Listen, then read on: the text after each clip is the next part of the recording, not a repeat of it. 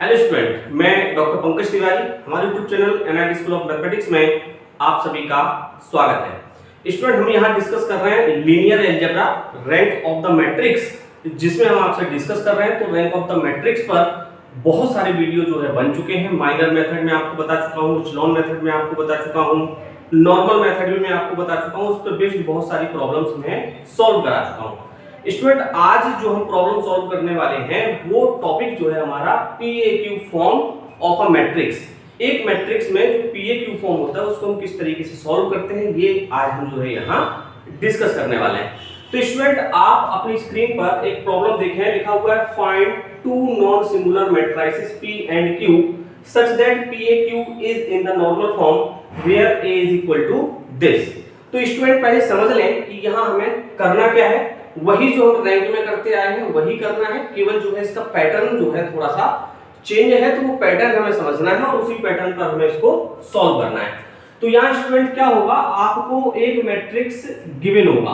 कौन सा matrix given होगा? एक मैट्रिक्स ए जो है वो आपको दिया होगा और आपको फाइंड आउट यहाँ करना होगा दो मैट्रिक्स। कौन कौन से? पी और क्यू। दो मैट्रिक्स आपको फाइंड आउट करने होंगे। एक मैट्रिक्स ए आपको दिया होगा और पी और क्यू दो मैट्रिक्स आपको फाइंड आउट करने होंगे। इसके बाद स्टूडेंट जो है पी ए क्यू जो आप फाइंड आउट करेंगे, मतलब पी ए क्यू मतलब इन तीनों मैट्रिक्स का जब आप मल्टीप्लिकेशन करेंगे तो ये ऑटोमेटिकली किस फॉर्म में आएगा? आपका नॉर्मल फॉर्म में आ जाएगा। किस में आएगा? नॉर्मल फॉर्म में। तो इस मैट्रिक्स ए से हम दो मैट्रिक्स हमें पी और क्यू जो निकालने हैं वो हम कैसे निकालें? कौन से मैट्रिक्स होंगे जिन तीनों का मल्टीपल करने के बाद जो मैट्रिक्स हमें मिलेगा वो किस फॉर्म में मिलेगा? नॉर्मल फॉर्म में मिलेगा। इन तीनों का मल्टीप्लिकेशन किस फॉर्म में आएगा? नॉर्मल फॉर्म में आएगा। बस यही हमें सॉल्व करना है। मैट्रिक्स ए दिया होगा और हमें पी और क्यू दो मैट्रिक्स यहाँ फाइंड आउट करने होंगे। तो स्टूडेंट, इसको जो है सॉल्व करते हैं। तो सॉल्व करने के लिए थोड़ा सा कुछ चीजें हमें जो है समझनी होगी। सबसे पहले तो हमें ये समझना है कि इस गिवन मैट्रिक्स का ऑर्डर क्या होगा। तो 1 2 3 4 रो दी हैं, कॉलम रो इनटू सी, मतलब रो इनटू कॉलम से हम ऑर्डर निकालते हैं। आप सबको मालूम है, बेसिक चीज है। तो यहाँ 4 रो दिए हैं और 3 कॉलम दिए हैं, मतलब दिए गए मैट्रिक्स का ऑर्डर जो है कितना होगा? 4/3 होगा। अब स्टूडेंट, एक चीज समझना है कि ए अगर हमें कोई मैट्रिक्स दिया है और इस मैट्रिक्स में अगर हम आई लिखते हैं, मतलब ए मैट्रिक्स में हम किसी यूनिट मैट्रिक्स या आइडेंटिटी मैट्रिक्स का मल्टीप्लिकेशन कर दें तो क्या इस मैट्रिक्स पे कोई फर्क पड़ेगा? नहीं पड़ेगा, क्योंकि आइडेंटिटी मैट्रिक्स का मल्टीपल अगर हम किसी मैट्रिक्स में करते हैं तो उस मैट्रिक्स पर कोई फर्क नहीं पड़ता है। मतलब ए मैट्रिक्स को हम कुछ इस तरीके से लिख सकते हैं। अब स्टूडेंट, हमें ध्यान ये देना है कि ये जो मैट्रिक्स ए है, इस मैट्रिक्स का ऑर्डर जो है यहाँ बहुत इंपॉर्टेंट है। तो जब भी हम सॉल्यूशन करेंगे तो हम लिखेंगे since the order of the given matrix is 4/3, so let इसका ऑर्डर हमें चेक करना है स्टूडेंट। ऑर्डर इसका क्या है? 4/3 है। तो हम इसको क्या लिखेंगे? इस फॉर्म में हमें लिखना है, किस फॉर्म में? a is equal to i। अब हमें ध्यान ये रखना है कि a जो मैट्रिक्स है इसका ऑर्डर जो है क्या है? m ऑर्डर का मैट्रिक्स है। तो यहां जो पहला आई होगा ये हमेशा m के साथ लिखा जाएगा और ये जो मैट्रिक्स होगा वो हमेशा n के साथ लिखा जाएगा। इसका मतलब ये है कि ये इसमें हमेशा क्या होगी? ये रो मैट्रिक्स होगा और ये हमेशा क्या होगा? आपका कॉलम मैट्रिक्स होगा। क्लियर है? मतलब आप ऐसे समझे कि a इज इक्वल टू, जैसे आई हमें लिखना है तो यहां देखें कि रो कितनी है? 4 है, मतलब इसको हम लिखेंगे I4A। फिर हमें आई लिखना है तो यहाँ कॉलम आप चेक कर ले, कॉलम कितने हैं? 3 हैं, तो I4A I3। क्लियर है? ये हमेशा जो है बहुत इंपॉर्टेंट है। ये आपको जो गिवन मैट्रिक्स ए है ये आपको बताएगा कि हमें इस फॉर्म में जब मैट्रिक्स को लिखना है तो कैसे लिखना है ना? यहाँ जो ऑर्डर होगा उस ऑर्डर के हिसाब से आपको यहाँ लिखना है। Clear student? चलिए आगे बढ़ते हैं। अब यहाँ एक और इंपॉर्टेंट चीज है जो मैं आपको बता दूं कि यहां जो मैट्रिक्स ए होगा, चलिए पहले मैं एक काम करता हूं, ए मैट्रिक्स को यहां लिख लेता हूं। ए मैट्रिक्स जो दिया है स्टूडेंट वो दिया है 1 2 3 3 2 1 1 3 2 और ये है 2 1 3। हमने मैट्रिक्स ए लिख लिया। इसके बाद I4 एक यूनिट मैट्रिक्स है, तो 4/4 का यूनिट मैट्रिक्स क्या होगा 1 0 0 0 0 1 0 0 0 0 1 0 और 0 0 0 1। आइडेंटिटी मैट्रिक्स है, यूनिट मैट्रिक्स हम ऐसे लिखते हैं। चलिए इसके बाद लिखा हुआ है A, तो A हमने सेम लिखा, और यहाँ लिखा हुआ है I3, तो मतलब थर्ड ऑर्डर का आप यूनिट मैट्रिक्स लिखेंगे, आइडेंटिटी मैट्रिक्स, तो 1 0 0 0 1 0 और 0 0 क्या हो जाएगा 1 हो जाएगा। मतलब इसको इस तरीके से हम लिख सकते हैं A is equal to I4 A I3। A हमारा दिया हुआ मैट्रिक्स है, I4 हमारा जो है आइडेंटिटी मैट्रिक्स है ऑर्डर 4 का, I3 हमारा जो है आइडेंटिटी मैट्रिक्स है ऑर्डर 3 का। Clear student? चलिए अब यहाँ एक चीज और इंपॉर्टेंट है कि I4 हमने लिखा कहां से, ये मतलब रो हमारी 4 थी तो हमने I4 लिखा, और कॉलम हमारे 3 थे तो हमने क्या लिखा I3 लिखा। क्लियर है? तो इसका मतलब स्टूडेंट ये है कि हम जितने भी ऑपरेशन यूज करेंगे तो हमेशा इसमें जो I4 होगा इसमें हमेशा क्या है रो ऑपरेशन यूज होंगे। कौन से ऑपरेशन यूज होंगे? रो ऑपरेशन यूज होंगे। मतलब जो पहला मैट्रिक्स होगा, पहला यूनिट मैट्रिक्स होगा, आइडेंटिटी मैट्रिक्स होगा, उसमें रो ऑपरेशन यूज होंगे, और जो सेकंड वाला होगा इसमें केवल और केवल आपके कॉलम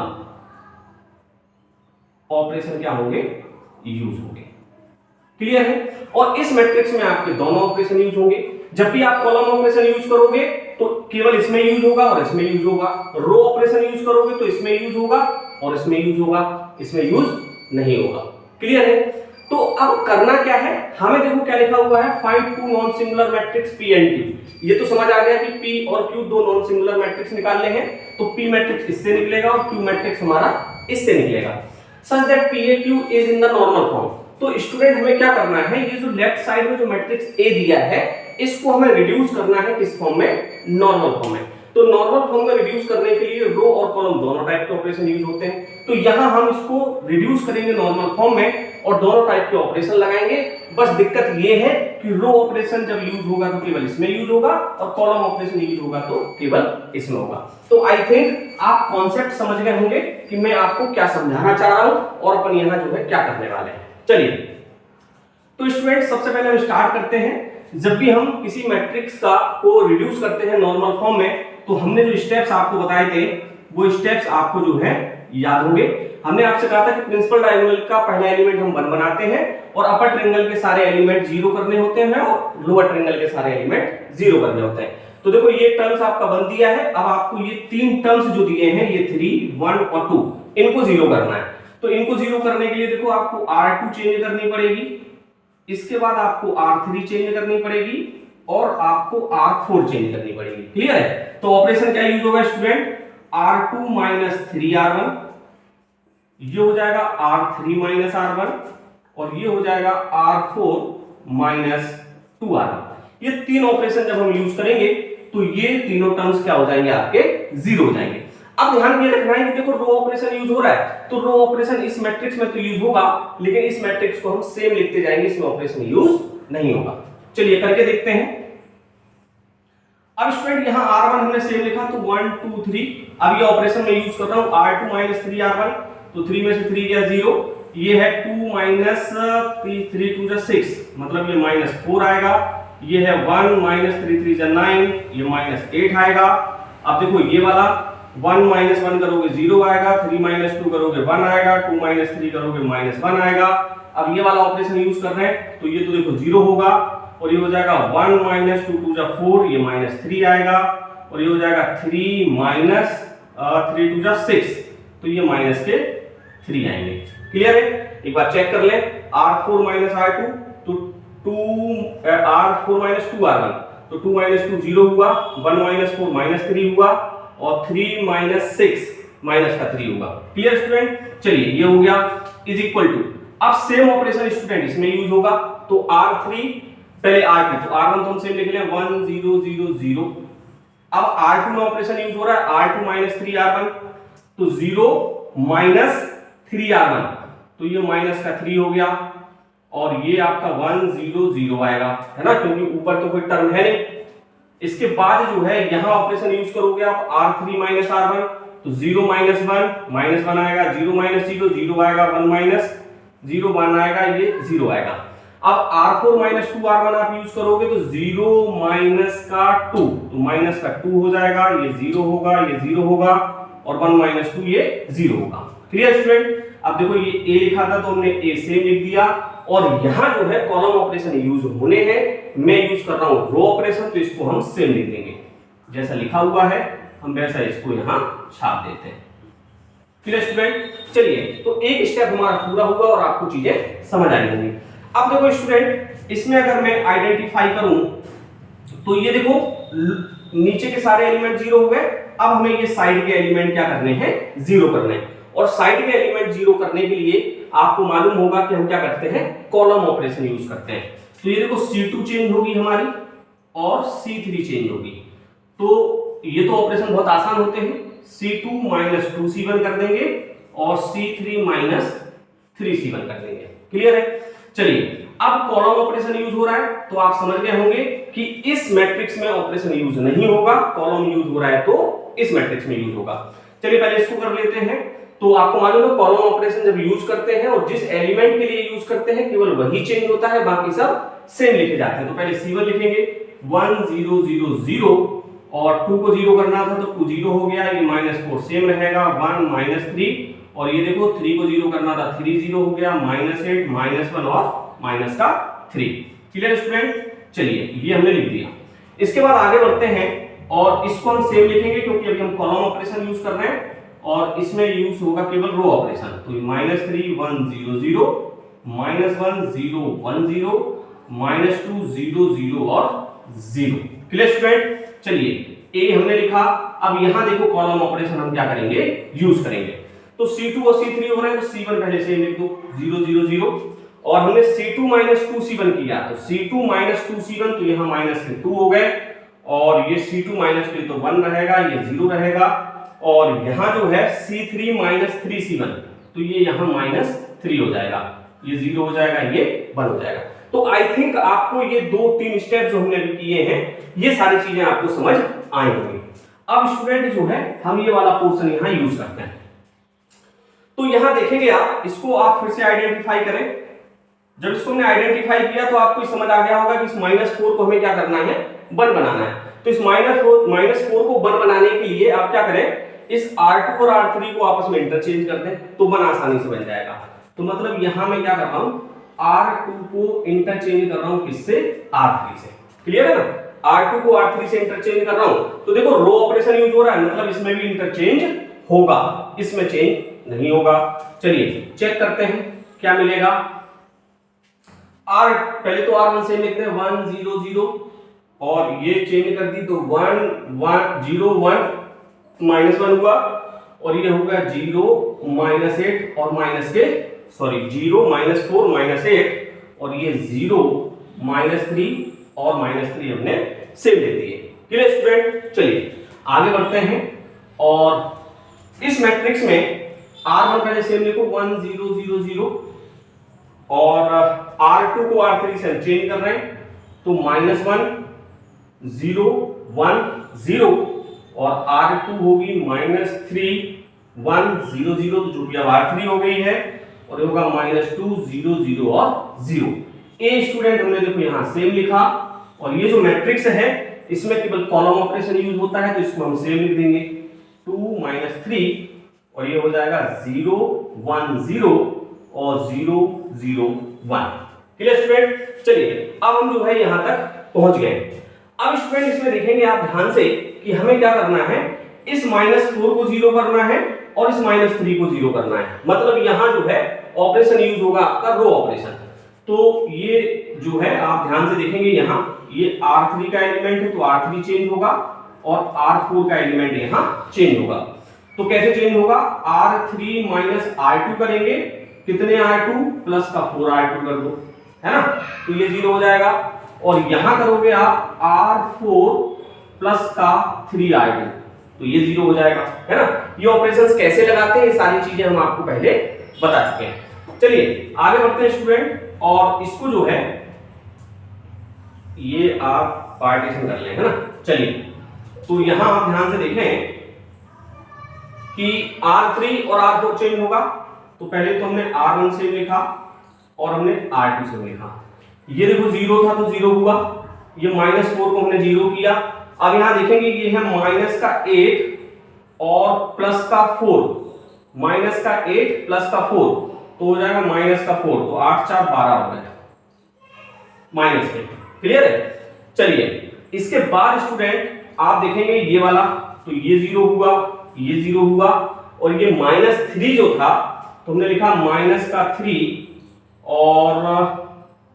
-3 और प्लस का हो गया 3 इंटू -1, तो -3 और -3 माइनस के हो गए 6। कोई दिक्कत नहीं है ना? यहां तक हम जो है पहुंच गए। और रो ऑपरेशन यूज हो रहा है, तो रो ऑपरेशन जो हमने यूज किया है वो रो ऑपरेशन आपका यहां भी यूज होगा। तो 1 0 0 0 -1 0 1 0, और यहां R3 प्लस 4R2 करना है। R3 तो ये है -3 और प्लस का 4 इंटू -1, तो -3 -4 ये माइनस का 7 हुआ, और यहां करेंगे तो 1 प्लस का 4 तो 1 ही आएगा, और हो जाएगा 0 प्लस का 4 तो ये 4 होगा, और ये 0 होगा। यहां देखें आप, ये हो जाएगा आपका -2 और -3 तो ये -5 होगा, और ये 0 आएगा, ये हो जाएगा 0 और प्लस का 4R2 तो ये 4 होगा, और ये 0 आएगा। क्लियर है? अब स्टूडेंट एक चीज ध्यान रखना है कि ऑपरेशंस जो आप लगा रहे हो वो कैलकुलेशन पर आपको विशेष तौर पर ध्यान देना है। हो सकता है जैसे मैं यहाँ जल्दबाजी में कर रहा हूँ कोई कैलकुलेशन आपकी क्या हो जाए, रॉन्ग हो जाए। वैसे चांसेस कम है लेकिन हो भी सकते हैं। तो आपको क्या करना है, ये पैटर्न फॉलो करना है कि मैं कौन सा पैटर्न फॉलो कर रहा हूं, क्या मैं आपको समझाने की कोशिश कर रहा हूं। तो आपको कैलकुलेशन बहुत ही ध्यान से करनी है। चलिए स्टूडेंट, ये हमने ए लिखा, और ये सी वाला जो है, ये वाला जो मैट्रिक्स है ये सेम लिख देंगे, क्योंकि यहां हमने रो ऑपरेशन यूज किया 1 0 0 0 और 1। क्लियर है? चलिए स्टूडेंट, अब हम बात करते हैं कि हमें क्या करना है, इसको जो है 0 करना है, इस एलिमेंट को 0 करना है, क्योंकि अगर आप थोड़ा सा स्पेसिफाइड करें तो इसको हमें 0 करना है, और 0 करना है तो ये C3 का एलिमेंट है। तो अगर हमें C3 प्लस C2 कर दूं तो ये वाला एलिमेंट आपका क्या होगा, 0 हो जाएगा। क्लियर है? ये वाला एलिमेंट आपका 0 हो जाएगा। तो चलिए पहले हम इसको 0 कर लेते हैं। 0 करेंगे तो 1 0 0 0 और 0 1 0 0, ये 0 होगा, ये 0 होगा, ये -12 होगा, ये -6 होंगे। और स्टूडेंट ये जो है आपका कॉलम ऑपरेशन यूज हो रहा है, तो ये सेम लिखेंगे 1 0 0 0 -1 0 1 0 -7 1 4 0 और -5 0 4 0। क्लियर है? और ए हमने सेम लिखा, और यहां आप देखेंगे ये कॉलम मैट्रिक्स है, तो यहां जो है चीजें चेंज होंगी। तो पहले मैंने कॉलम लिखा 1 1 0 0 और ये -2 1 0। अब देखो C3 प्लस C2 कर रहे हैं, तो C3 प्लस C2 तो -2 और -3 मिलके ये -5 होंगे, और 0 प्लस 1 मिलके 1 होंगे, और 1 0 मिलके 1 होंगे। क्लियर है? चलिए, तो इतनी चीजें आपको जो है यहां समझ आ गई होंगी। अब थोड़ा सा बोर्ड यहां क्लियर करते हैं और आगे की चीजें समझने की कोशिश करते हैं। तो स्टूडेंट, अब इसके आगे जो है हम यहां देखते हैं। क्लियर है? अब आप ध्यान से देखें कि ये तो अगर आप आइडेंटिफाई करें तो इसकी मैक्सिमम रेंज तो आपकी कितनी होगी, 3 होगी। क्लियर है? तो यहां चाहे तो आप इसको जो है 0 कर सकते हैं, है ना, इसको 0 आप कर सकते हैं। तो ये चूंकि R4 है तो R4 यहां चेंज होगा, और R4 माइनस R3 अगर मैं यूज करता हूं और डिवाइड 2 कर देता हूं तो आई थिंक ये वाला टर्म आपका क्या है, 0 हो जाएगा। क्लियर है? चलिए एक बार चेक कर लेते हैं। तो ये जो है R1 आप सेम लिखें 1 0 0, R2 आप सेम लिखें 0 1 0, R3 सेम लिखें 0 0 माइनस का 12, और ये आपका हो गया 0 0। R4 में आपका -6 दिया है, और माइनस माइनस प्लस होगा, 12 डिवाइडेड बाय 2 6, तो ये आपका क्या हो जाएगा, 0 हो जाएगा।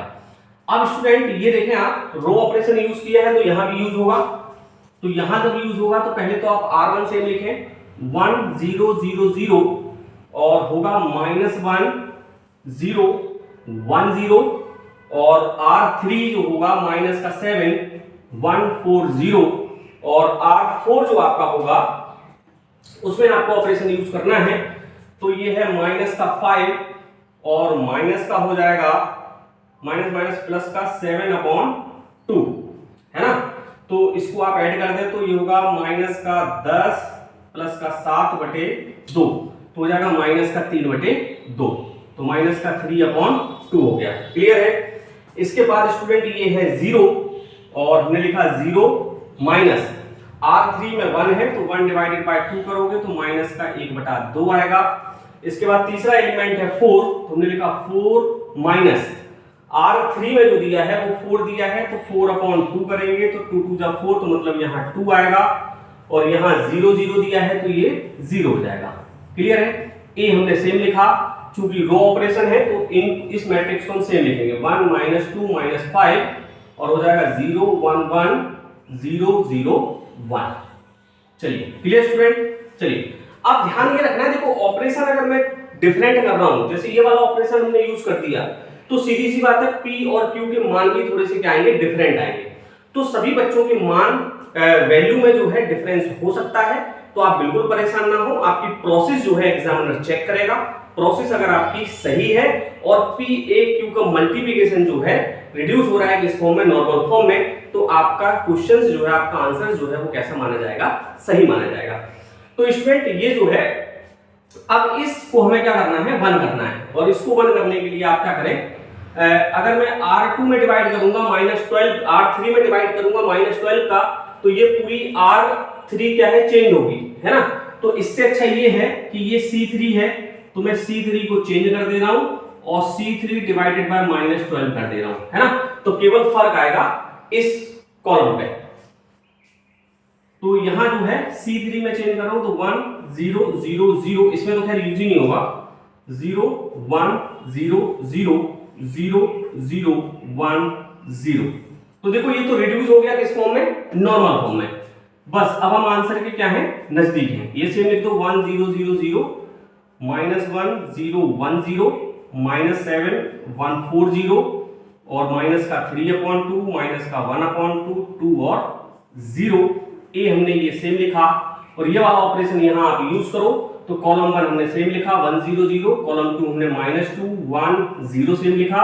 अब इसमें -12 से डिवाइड करना है तो ये 5/12 आएगा और ये हो जाएगा माइनस का 1/12 होगा और ये भी माइनस का 1/12 हो जाएगा। क्लियर है। और ये हमने ब्रैकेट यहां बंद कर दिया।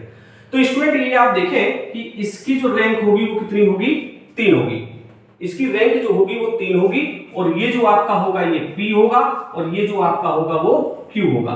तो ये PAQ के फॉर्म में लिखा है और इसका मल्टीप्लिकेशन जो है किस फॉर्म में रिड्यूस हो रहा है, नॉर्मल फॉर्म में। तो स्टूडेंट यहां आप अगर रैंक की बात करें तो rank of the matrix A is equal to क्या होगी आपकी, 3 होगी। और अगर मैं P की बात करूं तो P हमारा जो मैट्रिक्स होगा वो ये होगा 1 0 0 0 और -1 0 1 0 -7 1 4 0 और माइनस का 3/2 माइनस का 1/2 2 0। ये आपका P होगा। और मैं Q की अगर बात करूं तो Q हमारा मैट्रिक्स ये होगा 1 -2 5/12 0 1 माइनस का 1/12 और 0 0 माइनस का 1/12। तो स्टूडेंट ये हमारा आंसर होगा। ये P और Q हमसे पूछे गए थे तो ये P और Q हमने यहाँ फाइंड आउट कर लिए। अब स्टूडेंट जो है मैं आपको यहाँ कुछ प्रॉब्लम्स दे रहा हूँ related to PAQ form of a matrix. तो आपको क्या करना है, उन प्रॉब्लम्स को सॉल्व करना है और अपने आप को इंप्रूव करना है। उस प्रॉब्लम में अगर कोई भी डाउट आपको बनता है तो आप कमेंट्स बॉक्स के जरिए बताएं, आपका डाउट जो है वहां क्लियर किया जाएगा। तो स्टूडेंट आपकी स्क्रीन पर ये 4 प्रॉब्लम दी हैं जो कि आपको सॉल्व करना है। Find two non singular matrices P and Q such that PAQ is in the normal form where A is equal to, एक क्वेश्चन आपका ये दिया है और क्वेश्चन सेकंड में सेम जो है आपका टेक्स्ट लिखा हुआ है और मैट्रिक्स आपका A is equal to ये दिया है। तीसरे क्वेश्चन में भी टेक्स्ट आपका सेम है, A is equal to matrix ये दिया है। तो 3 प्रॉब्लम आपकी ये हो गई। और चौथी प्रॉब्लम आपको इस तरीके से दी जा सकती है, obtain a matrix I in the normal form equivalent to A is equal to this, hence find non-singular matrices P and Q such that PAQ is equal to I। तो स्टूडेंट हमें जो है ये वाली प्रॉब्लम्स जो है आपको इस फॉर्म में भी लिख के दी जा सकती है, इसलिए मैंने जो है इसको स्पेशली लिया है। इन चारों प्रॉब्लम्स को आप सॉल्व करेंगे और अपने आप को इंप्रूव करेंगे। तो आप चाहे तो इसका स्क्रीनशॉट जो है ले लें और इन क्वेश्चंस को बनाएं। अगर कोई प्रॉब्लम हो रही है तो आप जो है कमेंट्स बॉक्स के जरिए हमसे पूछ सकते हैं। आई होप स्टूडेंट आपको ये वीडियो पसंद आया होगा। वीडियो अगर आपको पसंद आ रहा है तो वीडियो को लाइक करें। चैनल आपने अभी तक सब्सक्राइब नहीं किया है तो चैनल सब्सक्राइब कर लें और अपने दोस्तों के साथ इन वीडियोस को शेयर जरूर करें और बने रहें, देखते रहें NIT school of mathematics. Thank you guys.